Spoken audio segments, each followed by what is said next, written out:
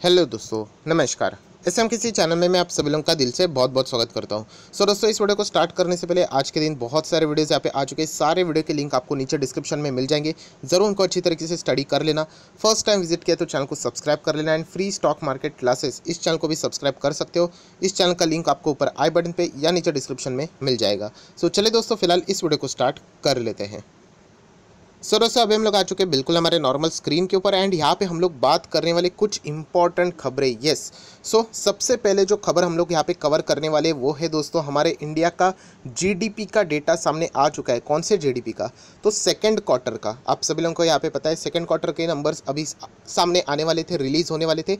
And India का GDP का second quarter of financial year 21-22 का कितना आ चुका है? 8.4%। यस, जो अनुमान की अगर हम लोग यहाँ पे बात करें तो अनुमान उतना ही बताया जा रहा था। सबसे लोएस्ट लेवल की अगर हम लोग बात करें 7% के आसपास थी।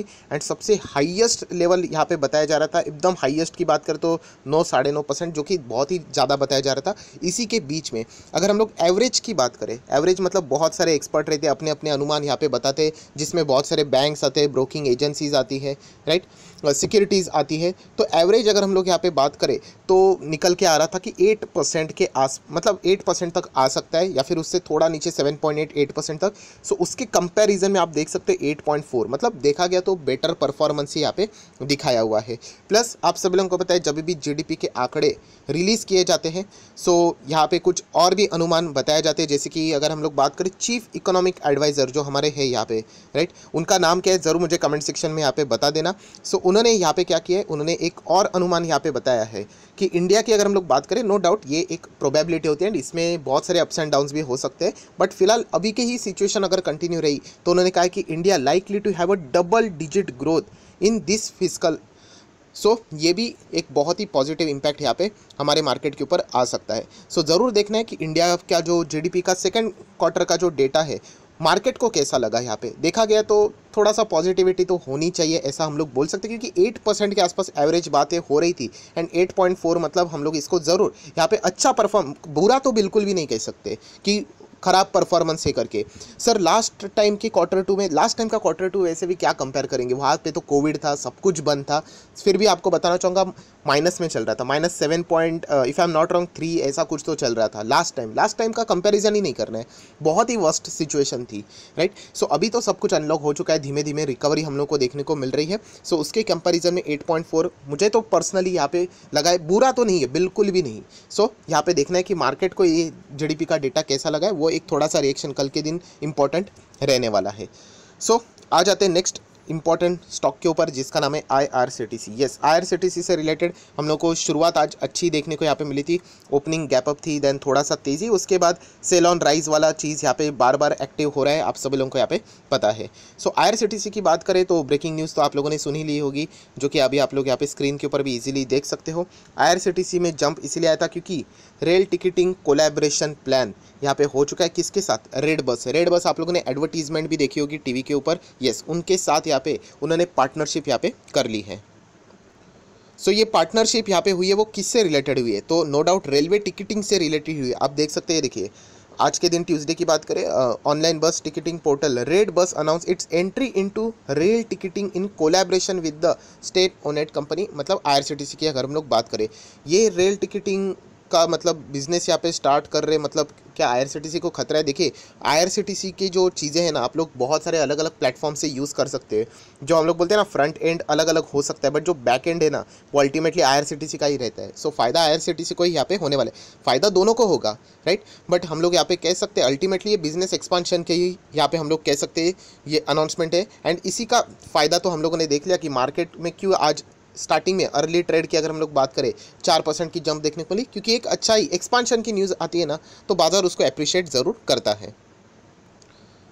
अगर देखा गया तो ये जो खबर थी, स्टेटमेंट था, वो एक्चुअली हम लोग को मंडे को ही यहाँ पे देखने को मिला था। एंड इसके चलते रेड बस की अगर हम लोग बात करें, उन्होंने खुद बताया कि उनके प्लान क्या है, to launch a rail ticket booking service called red rail with IRCTC authorised partner.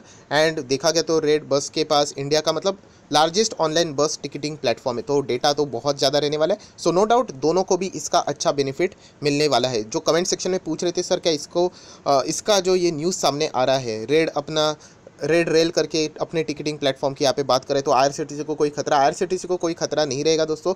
ये सबसे मेन पोर्टल है। फ्रंट एंड में जब बार बार आप लोगों को बता रहा हूँ, फ्रंट एंड अलग अलग हो सकते हैं, मेन बैक एंड तो यहीं पे इनको यहाँ पे फ़ायदा होने वाला है। एंड रेड रेल के साथ अभी इन्होंने यहाँ पे कोलैबोरेशन किया है, इनके पास बहुत ज़्यादा कस्टमर बेस है, तो अल्टीमेटली इनके और भी कस्टमर बढ़ते हुए देखने को मिलेंगे। कस्टमर बढ़ेंगे तो बिजनेस बढ़ेगा, रेवेन्यू बढ़ेगा, अल्टीमेटली प्रॉफिट भी बढ़ेगा। सो इसीलिए तो अर्ली स्टेज में 4% की तेज़ी हम लोगों को किसमें, आईआरसीटीसी में देखने को मिली थी। बाद में वो प्रॉफिट बुकिंग वो चलता रहता, मतलब बाजार ने इस न्यूज़ को एक्सेप्ट भी यहाँ पे किया है। अर्ली स्टेज में ये भी हम लोगों ने यहाँ पे देख लिया था। सो आईआरसीटीसी के बाद नेक्स्ट अभी हम लोग यहाँ पे आना चाहेंगे बहुत ही ज़्यादा पॉपुलर स्टॉक जो यहाँ पे अभी लगातार नीचे जाते हुए देखने को मिल रहे हैं। एंड ये आज नहीं तो कल नहीं तो परसों कभी ना कभी ये ऐसी एक्टिविटी होने वाली थी। लगभग सर्किट, लोअर सर्किट ही हम लोग को ट्राइडेंट में यहाँ पे देखने को यहाँ पे मिल रहा है। हर कोई अभी सुबह उठते ही यहाँ पे उसको बेचने के लिए ऑर्डर लगाकर यहाँ पे छोड़ रहे होंगे।